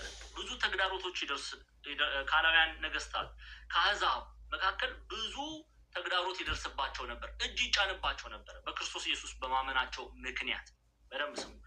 በክርስቶስ ኢየሱስ በማመናቸው ምክንያት ምን ይጫንባቸው ነበር ብያቸዋለሁ? እጅ ይጫንባቸው ነበር። ስለዚህ ያዕቆብ እርሱ የቤተክርስቲያን መሪ አይደለም? በኢየሩሳሌም የቤተክርስቲያን መሪ አይደለም? ሊያጽናናቸው፣ ሊያበረታቸው፣ እምነታቸውን እንዲጠብቁ ይህን መልእክት ጽፏል። አንደኛ ምክንያቱ ይሄ ነው። በደንብ ስሙ። አንደኛ ምክንያቱ ማስረጃ ሰጣችኋለሁ። ማስረጃ ሰጣችኋለሁ። ያዕቆብ መልእክት ምዕራፍ 1 ቁጥር 1 እስከ 3 ክፈችልኝ። ይኸው የእግዚአብሔር የጌታ ኢየሱስ ክርስቶስ ባሪያ ማለቱ ቅድም ነግሬያችኋለሁ። ለምንድን ነው? አገልጋዩ ማለት ነው። አገልጋዩ ወንድሙም ተብሎ ተጠርቷል። ሐዋርያ ተብሎ ተጠርቷል። ባሪያ ተብሎ ተጠርቷል። እያንዳንዱን አይተናል። እሺ የእግዚአብሔር የጌታ ኢየሱስ ክርስቶስ ባሪያ ያዕቆብ ለተበተኑ ለ12 ወገኖች ሰላም ለእናንተ ይሁን ብሎ ይጠራል። 12 ወገኖች ለተበተኑ 12 ወገኖች የሚላቸው ነገደ እስራኤልን ነው የሚናገረው። መልእክቱን ለእስራኤላውያን ለአይሁዳውያን ነው የሚጽፉ። ስሙ። እነዚህ ግን እነማን ናቸው? እውነተኞቹ አይሁዳውያን ናቸው፣ በክርስቶስ የሚያምኑት ማለት ነው። እሺ ወንድሞች ሆይ የእምነታችሁ መፈተን ይላል ትዕግስትን እንዲያደርግላችሁ አውቃችሁ ልዩ ልዩ ፈተና ሲደርስባችሁ እንደ ሙሉ ደስታ ቁጠሩት። ያዕቆብ ነው የሚናገረው። አሁን እኛ እንደዚህ እንቆጥራለን። አሁን ፈተና ሲደርስብን እንደ ሙሉ ደስታ እንቆጥረዋለን። ዘንድሮ እኮ እኛ አሁን ከዚህ ወጥቼ እኔ አሁን እዚህ በር አለ ፊት ለፊት የቤታችን በር ማለት ነው። በሩ ቧ ቢያደርገኝ የለህማ የአባቴ አምላክ እንላለን አይደል? የለህማ የሐዋርያቱ አምላክ። ትንሽ ነገር እኮ ጎሰም ሲያደርገን እኮ ነው እኛ እግዚአብሔርን ለወሎቱ ስብሐት ጋድ ፎርቢድ ይላል ዮሐንስ አፈወርቅ። በክፉ የምንናገረው እግዚአብሔር ይቅር በለን። እውነት ምንም መከራ ቢደርስባችሁ በእምነታችሁ ምክንያት በኃጢአት ምክንያት አላለም፣ በእምነታችሁ ምክንያት ምንም መከራ ቢደርስባችሁ እንደ ሙሉ ደስታ ቁጠሩት አለ። ይኸው እኔ አላልኩም፣ ያዕቆብ ነው ያለው። ወንድሞች ሆይ የእምነታችሁ መፈተን፣ በክርስቶስ ላይ ያለው የእምነታችሁ መፈተን ትዕግስትን እንዲያደርግላችሁ አውቃችሁ ልዩ ልዩ ፈተና ሲደርስባችሁ እንደ ሙሉ ደስታ ቁጠሩት፣ እንደ ሙሉ ደስታ ቁጠሩት ይላል። ለዚህ ነው ቅዱስ ጳውሎስ ኢጣሊያ ሮም ላለችዋ ቤተ ክርስቲያን ፌቨንን አስይዞ መልእክት ሲልክላቸው ሮሜ ምዕራፍ 8 ቁጥር 35 ጀምሮ እንዲህ ይላል። አንዴ ሮሜ ምዕራፍ 8 ቁጥር 35 እንክፈችልኝ አንዴ። ቴናዬ ጎበዝ፣ ቴና አንበሲ፣ ቶሎ ቶሎ ቶሎ ቶሎ የለሽም እንዴ ቴና? አለው መምህር አለው። አንዴ በሌላ ስለምከፍት ነው። አንዴ እኔ ደግሞ እኮ ማዳም የመጣች መስሎኝ ጉድ እኮ ነበር። እሺ ሮሜ ምዕራፍ 8 ቁጥር 35። በነገራችን ላይ ሮሜ ከ34 በኋላ መልእክት አለው። በነገራችን ላይ ያው ብዙ ሰው እንድታውቁ ማለት ነው። ሮሜ ትስቅ ያለሻል ትትና እውነቴን እኮ ነው። ቁጥር 34 ላይ ነው ብዙ ሰው የሚያቆመው። በነገር 16 መልእክት ያለው መጽሐፍ ነው። እንዲያውም ኢትዮጵያውያን ሊቃውንት ሮሜን መልእክት ብለው አይደለም መጽሐፍ ብለው ሁሉ ይጠሩታል። ለምን? በውስጡ ብዙ ሚስጥራትን ያቀፈ ስለሆነ። ያው እሺ ከክርስቶስ ፍቅር ማን ይለየናል አለ ቅዱስ ጳውሎስ። ማን ነው የሚለየን ክርስቲያኖች ከክርስቶስ ፍቅር ካለ በኋላ መከራ፣ ቅድም ያዕቆብ ልዩ ልዩ አላለ፣ ይዘረዝረዋል ጳውሎስ። መከራ እሺ፣ ወይስ ጭንቀት፣ ወይስ ስደት፣ ወይስ ራብ፣ ወይስ ራቁትነት፣ ወይስ ፍርሃት፣ ወይስ ሰይፍ ነውን ብሎ ይጠይቃል። ከዛ ቁጥር 36 ላይ ስለ አንተ ቀኑን ሁሉ እንገደላለን፣ እንደሚታረዱ በጎች ተቆጠረን ተብሎ እንደተጻፈ ነው ካለ በኋላ በዚህ ሁሉ ግን በዚህ ሁሉ ግን በወደደን በእርሱ ከአሸናፊዎች እንበልጣለን። ሞት ቢሆን ሕይወትም ቢሆን መላእክትም ቢሆኑ ግዛትም ቢሆን ያለውም ቢሆን የሚመጣውም ቢሆን ኃይላትም ቢሆኑ ከፍታም ቢሆን ዝቅታም ቢሆን ልዩ ፍጥረትም ቢሆን በክርስቶስ ኢየሱስ በጌታችን ካለ ከእግዚአብሔር ፍቅር ሊለየን እንዳይችል ተረድቻለሁ። ይሄ ነው ሙሉ ፍቅር ማለት፣ ሙሉ ደስታ ማለት ይሄ ነው። ሙሉ ደስታ ማለት ሰዎች አንገታችን ላይ ያለውን ማህተብ አድርገው አውልቅ ሲሉ አላወልቅ፣ ከዛ በሰይፍ ስንቱን መቱ እስከዛሬ ስንቱ ሰማዕትነት ተቀበለ አይደለም። በእምነታችን ምክንያት የሚደርስብን እጅ መጫን የሚደርስብን ተግዳሮትን እንደ ሙሉ ደስታ ሉዝ የምናደርገው ነገር የለም፣ የምናጣው ነገር የለም። ኦኬ አናጣም። ሰው ሰማዕት ሲሆን አያጣም፣ ይከብራል። እንደውም ክብርን ነው ገንዘብ የሚያደርገው፣ ክብርን ነው። እኛን ለማጥፋት ሰዎች እጅ ይጭናሉ አይደለም። እኛ የምንጠፋ መስሏቸው ወደ ክብር ነው እኛ የምንሻገረው። በዚህ ነው የምንጽናናው። ስለዚህ ያዕቆብ መጀመሪያ መልእክቱን የጻፈበት ምክንያት በሰሜን፣ በደቡብ፣ በምስራቅ፣ በምዕራብ ተበትነው ለነበሩ አይሁዳውያን እስራኤላውያን በመከራ ውስጥ እያለፉ ስለነበረ ክፉ ሰዎች፣ ክፉ አላውያን ነገስታት መከራ እየጫኑባቸው ስለነበረ ምን አላቸው? ጽኑ፣ ልዩ ልዩ ፈተና ሲደርስባችሁ እንደ ሙሉ ደስታ ቁጠሩት ይላል። ስለዚህ አንደኛው ምክንያት ይሄ ነው። እሺ ሁለተኛ ወንድማችን ጳላዲዮስ መጥቷል። እናስገባው፣ አንድ ሰው እናስገባው። ስራ የሞተ እንደሆነ ሊገልጽልን። አሁን ዝም ብሎ አምናለሁ ማለት አይደለም። በፍቅር የሚሰራ ምን አለ? በፍቅር የሚሰራ ምን አለ? ስራ። ስለዚህ አንድ ሰው እኔ ክርስቶስን ወዳለሁ፣ ኦኬ ጎበዝ፣ መውደድህ መልካም ነው። ግን በግብር ካልገለጥከው እምነት ያለ ስራ የሞተ እንደሆነ ያዕቆብ ሊገልጽልን፣ እምነትና ስራን ለማስተባበር እምነትና ስራን አስተባብረን መያዝ እንዳለብን ሊያስተምረን ስለወደደ ያዕቆብ ይህንን መልእክት ጻፈ። ምክንያቱም አንዳንዶች ነበሩ የስነ ምግባር ጉድለት የነበራቸው፣ ዛሬ ላይ እንዳለ ነው ማለት ነው። አንዴ ክርስቶስን እንወዳለን፣ ደግሞ አንዳንዴ ደግሞ ወደ ዓለም ደግሞ የምናይ ደግሞ ሰዎች አለን። አንዳንዴ በክርስቶስ ያለንን እምነት አይታችኋል አይደለ? ጎረምሳ ምናምን አፍቅረን ምንበጥስ ብዙ ሰዎች አለን በዚህ ዘመን። ለጣዖት ምንሰግድ ብዙ ሰዎች አለን። ሁለት እግር አለኝ ብለው ይላሉ አቦ። ሁለት ቦታ አይረገጥም። አንድ ጊዜ ቤተክርስቲያን፣ አንድ ጊዜ ጠንቋይ ቤት። በጣም ብዙ ሰው አለ። ስለዚህ ያዕቆብ እውነተኛ አገልጋይ ነው። በነገራችን ላይ ያዕቆብ እውነተኛ አገልጋይ መሆኑን በምን መሰላችሁ የምንመዝነው? እከሌ ዘመዴ ነው፣ እከሌ የአገሬ ሰው ነው፣ እከሌ አይሁዳዊ ነው፣ እከሌ ሮማዊ ነው፣ እከሌ ሀብታም ነው፣ እከሌ እኮ ባለስልጣን ነው ብሎ አይለይም። ሁሉንም እኩል ነው የሚገስጸው። ደህና አድርጎ ነው የሚገስጸው በእግዚአብሔር ቃል። እውነተኛ አገልጋይ እንዲህ ነው የሚገለጠው ማለት ነው። ስለዚህ ምን ሲያደርግ እናያለን? ሁለተኛ ምክንያቱ ያዕቆብ መልእክት በደንብ ሰው እምነትና ስራን አስተባብረን መያዝ እንዳለብን ያስተምረናል። ለዛ ነው ጌታችን መድኃኒታችን ኢየሱስ ክርስቶስ የምትወዱኝ ከሆነ ምን ብሏል? ትእዛዛቴን ጠብቁ አላለም? በዮሐንስ ወንጌል ላይ በወንጌል ብሏል። ኧረ ተውት ዮሐንስ ወንጌልን ብቻ። እራሱ ቅዱስ ዮሐንስ እምነትና ስራ፣ በነገራችን ላይ ያዕቆብ ብቻ አይደለም እምነትና ስራን አስተባብሮ መያዝ የሚሰጠንን በረከት የገለጠ ቅዱስ ዮሐንስን ይህን ተናግሯል። አሁን ብዙ ሰዎች በተለይ በንጽጽር ላይ የሚሰሩ ይህን ብትጠቀሙት ደስ ይለኛል። በጣም ግልጽ የሆነ ሀሳብ ልንገራችሁ። ሁለተኛ ዮሐንስ መልእክት ምዕራፍ 1 ቁጥር 7 ላይ ክፈችልኝ አንድ ቴናዬ። ሁለተኛ ዮሐንስ መልእክት አንድ ሰው አምናለሁ ብሎ እምነቱን በስራ ካልገለጠ እንደማይድን ተገልጧል። አይድንም። እኔ አላልኩም። ይኸው ልናነብ ነው አብረን። ሁለተኛ ዮሐንስ መልእክት ምዕራፍ 1 ቁጥር 7። ይሄ በተለይ ንጽጽር ላይ ለምትሰሩ ይጠቅማቸዋል። ሁለተኛ ዮሐንስ መልእክት ምዕራፍ 1 ቁጥር 7 ላይ ቅዱስ ዮሐንስና ይላሉ አንድምታ ትርጓሜያችን፣ ቅዱስ ዮሐንስና ጵሮክሮስ ወደ ማን ቤት ገቡ ይላል። በአንዲት ደሴት የመኳንንቱን ልጆች የምታሳድግ ሮምና ተብላ ወደምትጠራ ወደ አንዲት ሴት ገቡ። የእግዚአብሔርን ቃል አስተማሯት፣ ወደ ቤተ ክርስቲያን ጨመሯት።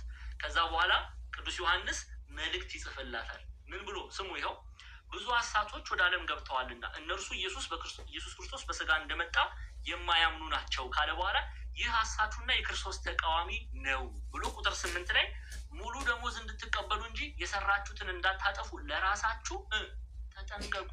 ምንድነው ሙሉ ደሞዝ? ጌታችን መድኃኒታችን ኢየሱስ ክርስቶስ በትንሣኤ ዘጉባኤ ምን የሚል ቃል አለ? ነው የአባቴ ብሩካን ዓለም ከተፈጠረ ጊዜ ጀምሮ የተዘጋጀላችሁን የእግዚአብሔር መንግስት ምን በሉ ይላል? ውረሱ። ያ ደሞዛችን ነው። ያ የትህትና ደሞዝ ነው። ያ የዲያቆን ስለሺ ደሞዝ ነው። ያ የጰላድ ደሞዝ ነው። ያ የቀሲስ ኤፍሬም ደሞዝ ነው። ያ የሰኑ የሁላችን ደሞዝ ነው።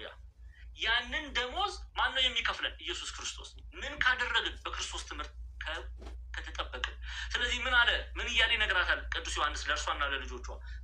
ሙሉ ደሞዝን እንድትቀበሉ እንጂ የሰራችሁትን እንዳታጠፉ ለራሳችሁ ተጠንቀቁ ይላል። ለምን? ሐሰተኞችን ሰምታችሁ ሰላም ብላችኋቸው። ምን ማለት ነው? በጊዜው ሰላም ማለት ከእነሱ ስራ ጋር መካፈል ነው። ህብረታቸው ጋር መካፈል ነው።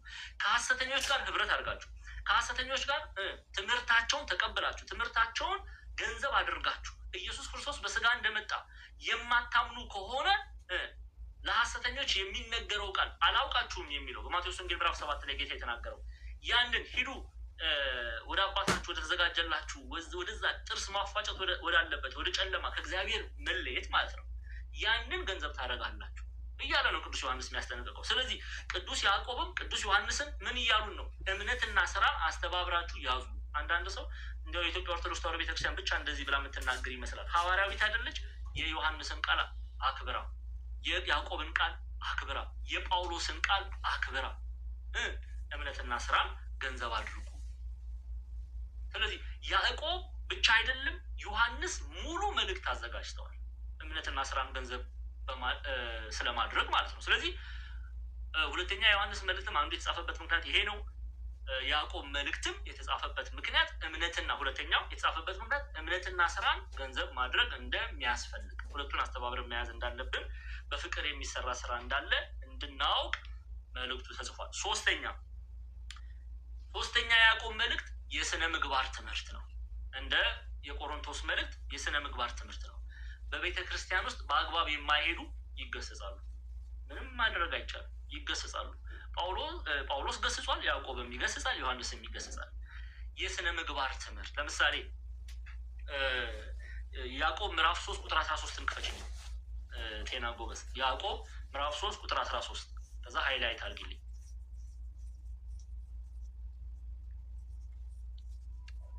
ስታክ አደረገ። አንዴ በሌላ ስልክ ልክፈት። አንደኛ ያዕቆብ መልእክት የተጻፈበት ምክንያት ምንድን ነው ብለናል? አንደኛ ምን ብለናል? ኧረ ተው መልሱልኝ። ያንን ሰካራም ሰውዬ እኮ ልታስታውሱኝ ነው እኮ። ኧረ አንደኛ ምን ብለናል?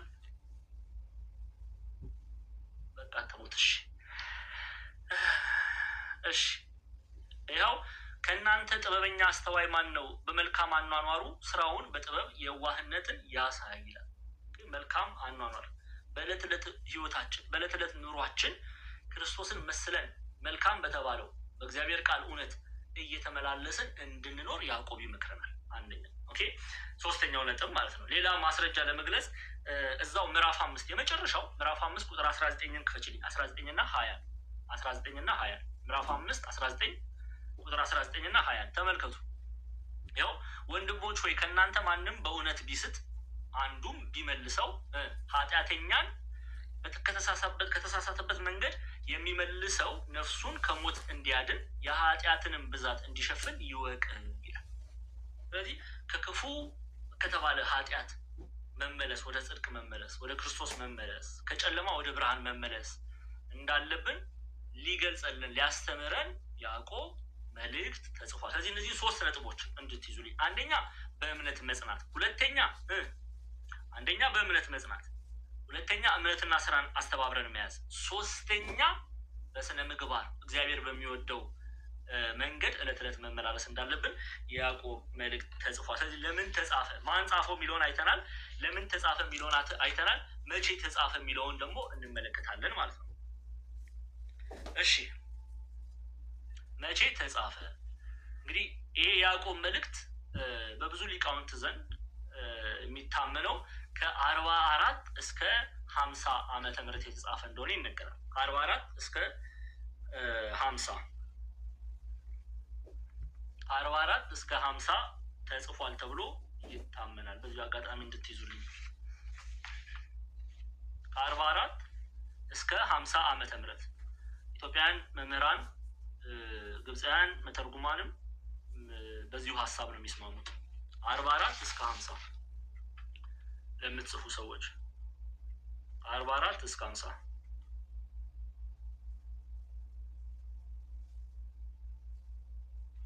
ኦኬ።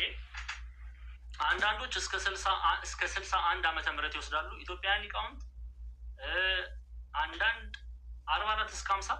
እኛ ግን ከ44 ጀስት ጀነራላይዝ ለማድረግ እስከ 60 እንበል። ምክንያቱም በ61 62 ዓመተ ምህረት ሰማዕትነት ተቀብሏል የሚለውን ሀሳብ እንወስድና ከ44 ሁሉንም አቀፍ አድርገን እንድንይዘው ከ44 እስከ 60 ዓመተ ምህረት እንበለው።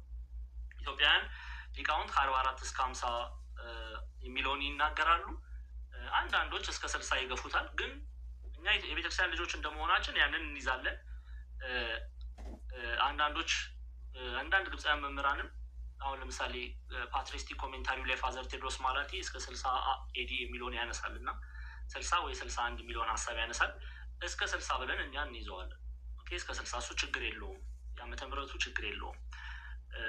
ከ44 እስከ 60 እሱ እንደዛ አድርገን እንያዘው። በአብዛኛው ሊቃውንት ዘንድ ያ ከ44 እስከ 60 የሚለው ነው የሚታመነው። እሺ ቀጣይ ለማን ተጻፈ የሚለውን እናያለን። ለማን የተጻፈ እንግዲህ ለዋን ኦፍ ይሄ ኤፕስትል ዓለም አቀፋዊ መልእክት ነው ብለናል። ከ7ቱ ዓለም አቀፋዊ መልእክት አንዱ ነው ብለናል። ስለዚህ ይሄ መልእክት ለማን ተጻፈ፣ ያዕቆብ መልእክት ለማን ተጻፈ ብንል አንደኛ በደንብ አድርጋችሁ ስሙኝ፣ አንደኛ በክርስቶስ ኢየሱስ ለሚያምኑ እስራኤላውያን አይሁዳውያን፣ ሁለተኛ ደግሞ ይሄ መልእክት ለእነሱ ብቻ ግን አይደለም ለሁላችንም ተጽፏል። ዓለም አቀፋዊ መልእክት ነው። ይሄ ዓለም አቀፋዊ መልእክት ነው ለሁላችን፣ ለእኔ ለዲያቆን ዛማኑኤል፣ ለቴና፣ ለጰላድ፣ ለቀሲስ ለሁላችን የተጻፈ መልእክት።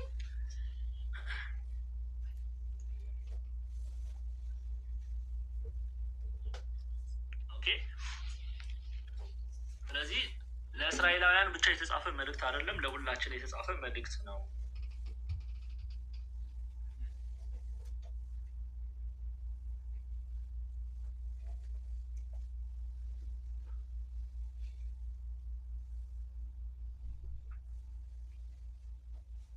እሺ ለሁላችን የተጻፈ መልእክት ነው። ምን ቀረን? የመጨረሻ አንድ ነጥብ ሊያዝ እዚህ ጋር ብንይዝ ደስ ይለኛል። ስለ ያዕቆብ ለማን የተጻፉትን በሁለት ነው የምናየው። አንደኛ ለእስራኤላውያን ለአይሁዳውያን፣ ኦኬ። ሁለተኛ ለእኔና ለእናንተ ለእኔና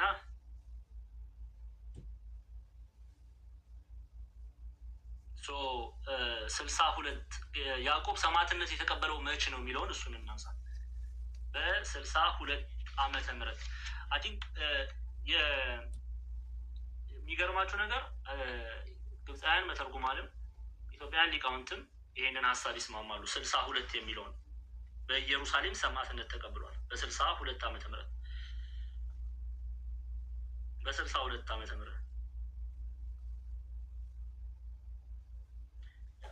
በ62 ዓመተ ምህረት ሰማዕትነትን ተቀብሏል። ይሄ ክፉ አይሁዳውያን ሰማዕትነትን እንዲቀበል አድርገውታል።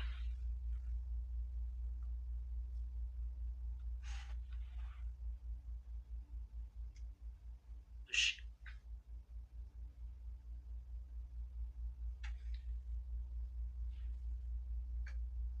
ለማን ተጻፈ? እሺ ደግመዋለሁ። ለማን የተጻፈው? አንደኛ እስራኤላውያን ክርስቲያን ለሆኑ እስራኤላውያን አይሁዳውያን፣ ከዛ ባሻገር ግን ለእኔና ለእናንተ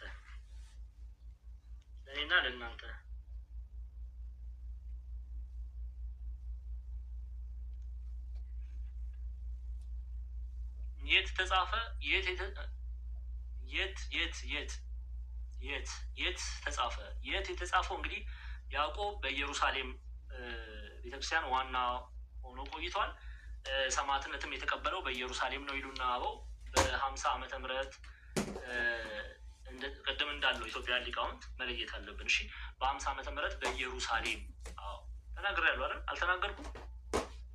ኦኬ በኢየሩሳሌም ነው የተጻፈው። በኢየሩሳሌም አይ ቲንክ ሁሉንም ማካት ይቻላል አይደል? ትትና አንዳችሁ ሁሉም ማን ጻፈው? ለማን ተጻፈ? ለምን ተጻፈ? መቼ ተጻፈ? በማን ተጻፈ? ምን ያልተካተተ ነገር አለ? በሁሉም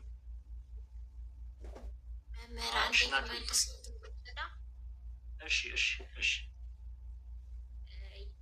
አሁን የጌታ ወንድም ያዕቆብ ነው አይደለ? የመጀመሪያው ሰማዕት ከሐዋርያት ብለን ያዝ ነው አይደለም?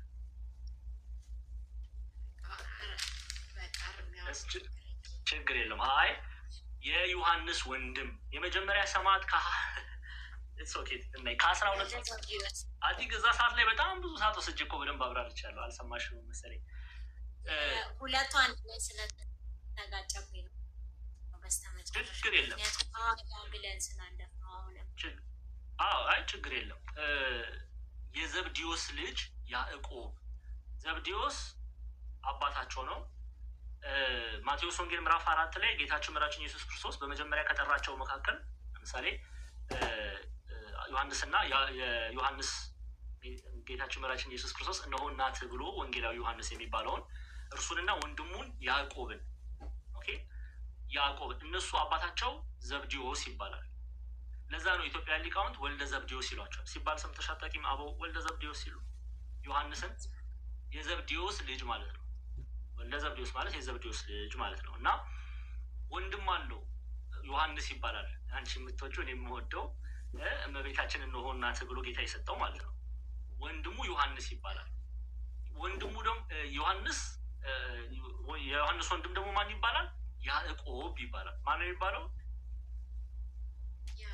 ያዕቆብ። አሁን እሱኛው ያዕቆብ በ44 ዓመተ ምህረት በ44 ዓመተ ምህረት ነው ሰማዕትነት የተቀበለው። ከ12ቱ ሐዋርያት ነው የሚመደበው። የጌታችን መድኃኒታችን ኢየሱስ ክርስቶስ 12 ሐዋርያትን መረጠ አይደለ? ከዛ ውስጥ ያዕቆብን ዮሐንስን አይደለ የመረጠው? ከዛ ውስጥ ነው የሚመደበው። ስለዚህ ያዕቆብ ወልደ ዘብዲዮስ ብሎ መጽሐፍ ይለየዋል። ወልደ ዘብዲዮስ ብሎ ለመለየት፣ ምክንያቱም የጌታ ወንድምም ያዕቆብ ተብሎ ነው የሚጠራው። ያዕቆብ ተብሎ ነው የሚጠራው። የጌታ ወንድምም ያዕቆብ ተብሎ ይጠራል። ከእርሱ ለመለየት ወልደ ዘብዲዮስ ይለዋል። የዘብዲዮስ ልጅ ማለት ነው። ኢትዮጵያን ሊቃውንት ፈርዘር ሄዱና እናቱ ማርያም ባፍሊያ ትባላለች ይችላሉ። ያው እሱንም ገንዘብ እንድናደርግ በሚል ነው እሱን ሀሳብ ያነሳሁት። ስለዚህ 12ቱ ሐዋርያት መካከል የሚመደበው ወልደ ዘብዲዮስ እሺ እሺ ተባረክ። የጌታ ወንድም ቅድም ቅድም እዛ ላይ በደንብ አብራርቻለሁ። የጌታ ወንድም ለምን ተባለ የሚለውን ሁለት ምክንያቶች አንስቼ አንብቤያለሁ። እሱን መለስ ብላችሁ ካደመጣችሁ በጣም ግልጽ ነው፣ ክሊር ያደርጋል። ኦኬ ወይም ደግሞ ጄምስ ዘ ግሬት ይባላል። አሁን ወልደ ዘብዴዎስ ታላቁ ወይም ጄምስ ዘ ግሬት ወይም ታላቁ ያዕቆብ ብለው ይጠሩታል። እሺ የያዕቆብ መልእክትን ግን ቤተክርስቲያን አንድምታ ትርጓሜ ድንገት ካለሽ ትትናይ የያዕቆብ መልእክት አንድምታ ትርጓሜ ላይ ብትገቢ የመጨረሻው ክፍል ላይ እንዲያውም ያው እዚህ ላይ ላንብብላችሁ። እንዲህ ይላል፣ የጌታችን ወንድም ሐዋርያው ያዕቆብ የጻፋት ክታብ ደረሰች፣ ከዛ በኋላ ተፈጸመች ይላል። የጌታ ወንድም ነው የያዕቆብ መልእክትን የጻፈው። እሺ ተባረኪ። አይ ቲንክ በጣም ብዙ ሰዓት ነው እዛ ላይ የቆየ ነው። ከዚህ በኋላ እንዲህ በደንብ ተምራችኋል። መግቢያው ይህንን በደንብ ስሙ። ከዚህ በኋላ ምንድን ነው የምናደርገው? ረቡዕ ዕለት ስትመጡ ፕሊዝ ቨርስ ባይ ቨርስ ነው እያንዳንዷን ቁጥር ነው የምናየው። ምዕራፍ 1 ብለን ቁጥር 1 ብለን ነው የምንጀምረው። የምንጠቀመው የቤተክርስቲያናችን አንድምታ ትርጓሜ ነው። ኦፍኮርስ የቤተክርስቲያን ልጆች ነን። ግብፃውያን እናያለን። ኢቨን ግብፃውያንን ግን ስናይ ከቤተክርስቲያን ትምህርት ጋር የሚቃረን ከሆነ የቤተክርስቲያን ትምህርት ነው የሚይዘው። ኦኬ የቤተክርስቲያናችን አንድምታ ትርጓሜ የእህት ቤተክርስቲያን ናቸው። የግብፅ ኦሪየንታል ቸርች ፋዘር ቴድሮስ ማላቲ የሚገርም ፓትሪስቲክ ኮሜንታሪ ያላቸው በያዕቆብ መልእክት ላይ ያንን እናያለን። ኦኬ ምስራቃውያን አባቶች በያዕቆብ መልእክት ላይ የጻፉትን እናያለን። ቅዱስ ዮሐንስ አፈወርቅን ሌሎችንም አባቶች ይዘን እንማራለን ማለት ነው። ዛሬ መግቢያውን በደንብ አድርገን አይተናል። ከረቡዕ ጀምሮ ሰፊ የሆነ ጊዜ ወስደን እንማራለን። እየመጣችሁ እግዚአብሔርን ቃል እንድትማሩ በትህትና እጠይቃለሁ። እግዚአብሔር አምላክ ይባርካችሁ። አንድ ወይ ሁለት መልእክት